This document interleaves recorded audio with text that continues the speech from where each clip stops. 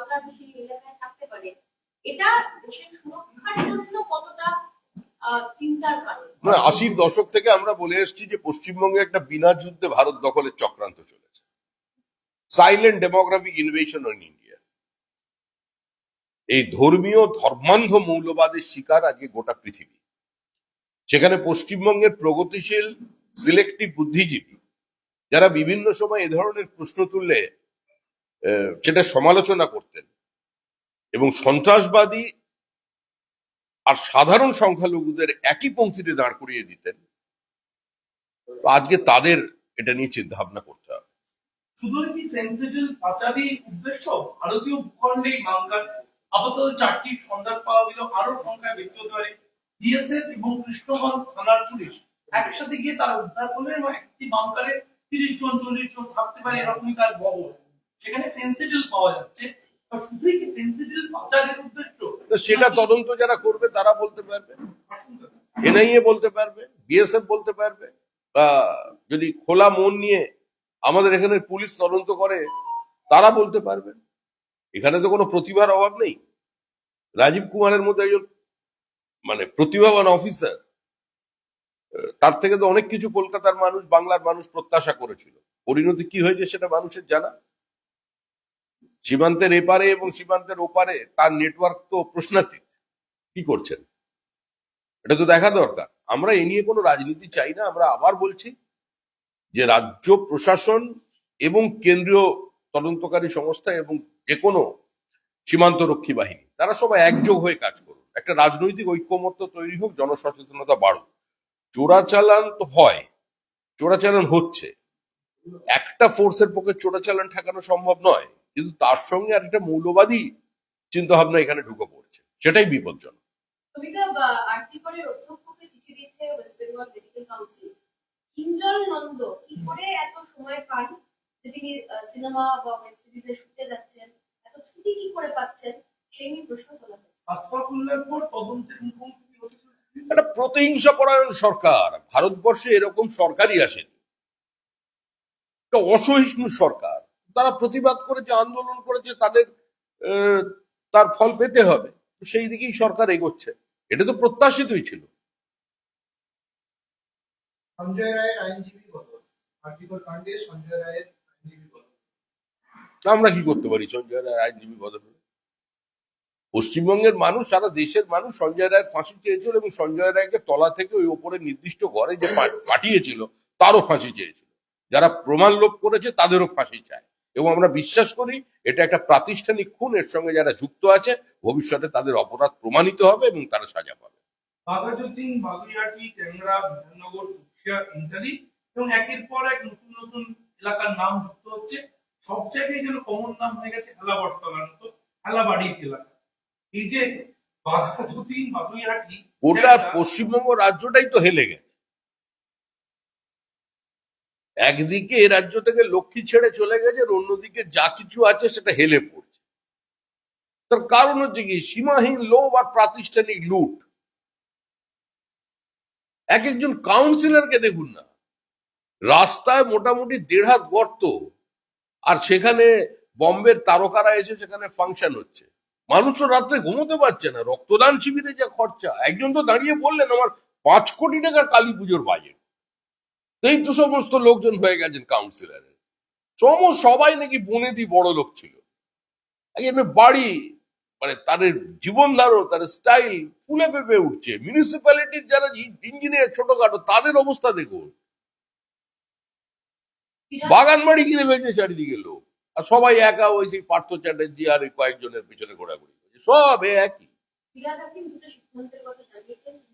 যতদিন না structural stability certificate আসবে, পুলিশকেও বলে দেওয়া হচ্ছে যে প্রফিট সার্টিফিকেট বা এনওসি না দেওয়ার জন্য নতুন বাড়ি তৈরি নির্মাণ করছে। ইঞ্জিনিয়াররাও কোনো নিজেরা সিদ্ধান্ত নিতে পারবেন না। প্ল্যানের সাপোর্ট লাগলে আইবিএস দের যেতে হবে এবং তারপরে সমস্তটা হবে নতুন বাড়ি তৈরি করতে পারবেন। কিন্তু কলকাতা পুরসভা তাদের নির্দিষ্ট এই যে ঘোষণাটা উনি করলেন, এটা তো আইন, এটাই তো হয়, এটাই তো ব্যবস্থা। তার মানে উনি স্বীকার করে নিচ্ছেন যে এগুলো আগে হচ্ছিল না। এটা দেখার উনি সময় পাননি, উনি ধর্মান্তকরণে তখন ব্যস্ত ছিলেন। সুতরাং এর আগেও ফিরহাদ হাকিম বলেছিলেন যে পুকুর যদি কোনো জায়গায় বোঝায় জলাশয় কোনোভাবে ক্ষতিগ্রস্ত হয় তাহলে সরকার কঠোরতম ব্যবস্থা নেবে। কি নিয়েছেন? ইস্ট ক্যালকাটা ওয়েটল্যান্ড যেটা রামসার ট্যাগ প্রাপ্ত 2002 সাল থেকে, আজকে সেখানে কনস্ট্রাকশন হয়েছে। তৃণমূল ভবনের পিছনে যত কনস্ট্রাকশন হয়েছে, আমি তৃণমূল ভবনটাকে চেনানোর জন্য বলছি, সেটা কোন আইন মেনে হয়েছে? রুবি থেকে শুরু করে গড়িয়া পর্যন্ত বাঁদিকের যত আবাসন তৈরি হয়েছে সেটা কোন আইন মেনে হয়েছে? এটা উনি জানেন না?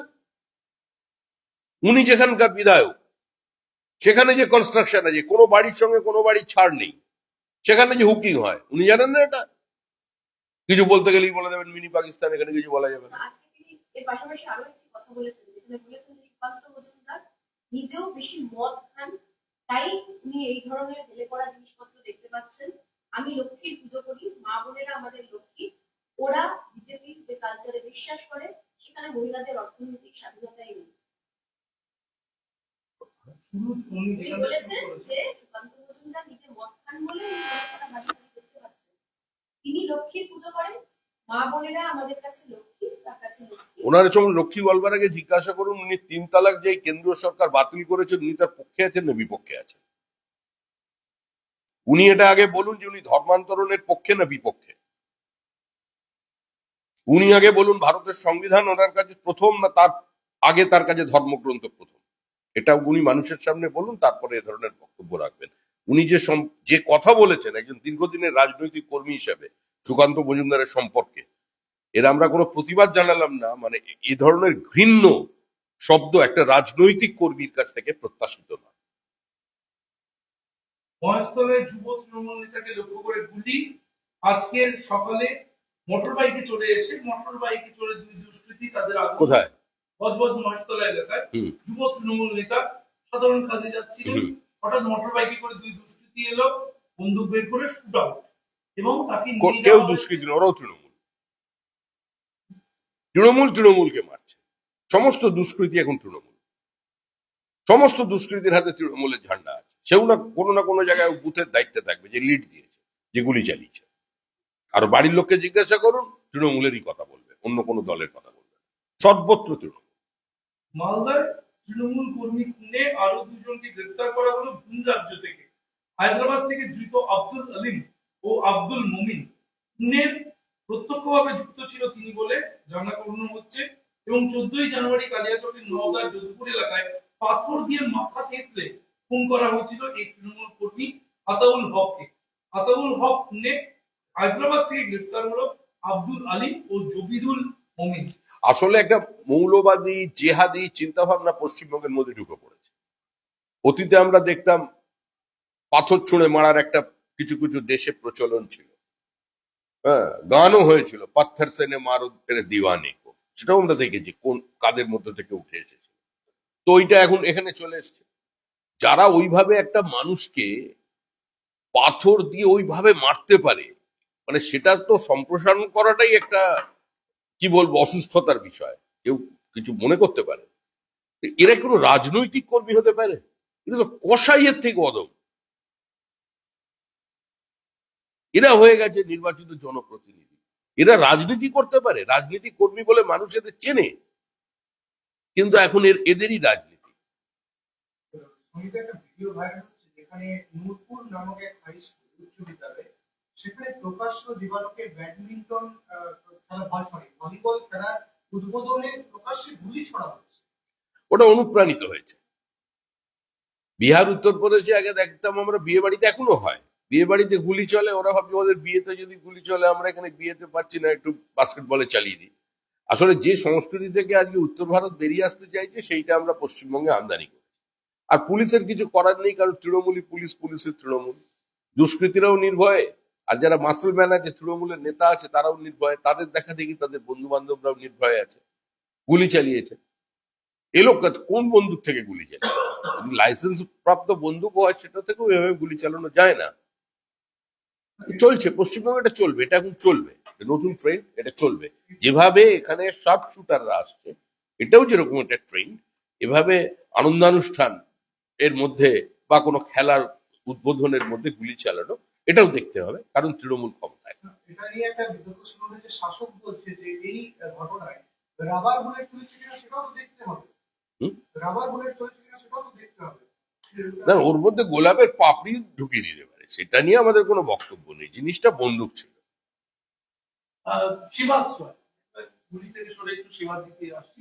ডায়মন্ড হারবারের শিবাশ্রয় প্রকল্প অভিষেক বন্দ্যোপাধ্যায়, কথা হচ্ছে একটা রাজ্যের শাসক দলের তিনি সাংসদ, সেই রাজ্যের শাসক দল তাদের হাতে নিয়ন্ত্রিত রাজ্যের সরকার, রাজ্যের দায়িত্ব স্বাস্থ্য, সেখানে স্বাস্থ্য পরিষেবা রয়েছে, রাজ্যের সরকার রয়েছে, তারই পরিবারের সদস্য সেই সরকারের প্রধান, তারপরও পৃথকভাবে নিজের এলাকার জন্য একটি সেবাশ্রয় প্রকল্প একজন সাংসদের উদ্যোগে করা, এটা আপনি বিরোধীদের রাজনীতি কিভাবে দেখছেন? দেখুন, এই পশ্চিমবঙ্গে এই মুহূর্তে যে শাসন চলেছে সেখানে কার্যত সমস্ত সাংবিধানিক রীতিনীতি এবং প্রশাসনিক পরম্পরার বাইরে চলে গেছে তারা। অতীতে আপনারা যদি রাজতন্ত্র দেখেন, যদি মুঘল দরবারও দেখেন, তো দেখবেন দিল্লির বাদশাহ এক কথা বলছে, আর যারা গভর্নর আছে রাজ্যে রাজ্যে তারই ছেলে গিয়ে সেখানে, বা তারই ভাইপো সেখানে গিয়ে, বা তারই আত্মীয় সেখানে গিয়ে আরেকটা নতুন পদ্ধতি চালু করেছে। সবাই নিজেকে হাইলাইট করতে চায়, উনিও করতে চাইছেন, কিন্তু সেটা যে কোনো প্রশাসনিক পরিকাঠামো কোশ্চেন হয়ে যায় তাতে, এমনকি মুখ্যমন্ত্রীর অধিকারকে চ্যালেঞ্জ করা হয়, এটা কেউ মনে করতে পারেন। আর কেউ মনে করতে পারেন এটাই একটা ছক, ভবিষ্যতের পশ্চিমবঙ্গ আপনারা এভাবেই দেখতে পারেন।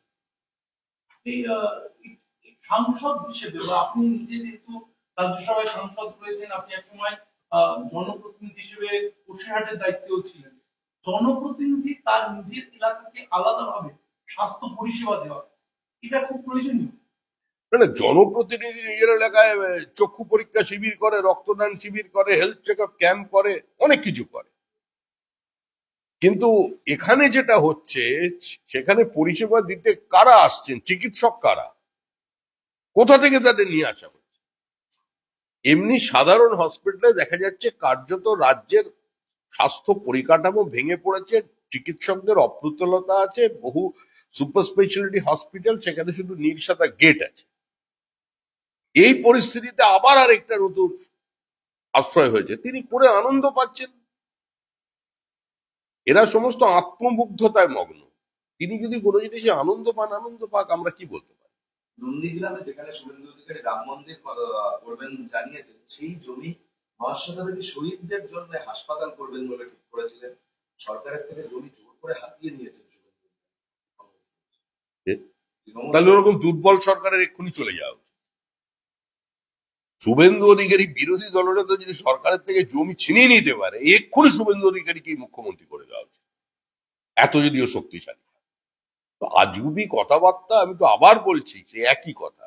শুভেন্দু অধিকারী সিন্ড্রোম, এই স্নায়ু রোগের বাইরে তৃণমূল বেরোতে পারছে না। আমরা কি করতে পারি? তাহলে তো এটা বলতে পারা যায় যে ভূমি এবং ভূমি রাজস্ব দপ্তরের মন্ত্রী তো মমতা বন্দ্যোপাধ্যায়। মমতা বন্দ্যোপাধ্যায় তারা শুভেন্দু অধিকারী আটকাতে পারলো না। এই প্রশ্নটা আপনি সরাসরি মুখ্যমন্ত্রীকে করুন। আমি তো দেখিনি কোনো সাংবাদিককে মুখ্যমন্ত্রীকে কোনো প্রশ্ন করতে। আমি খালি দেখি উনি বলেন, আপনারা শোনেন, কোথাও কোনো প্রশ্ন নেই। আর তাহলে কোনো প্রশ্ন স্টেট দাও গল্প আছে।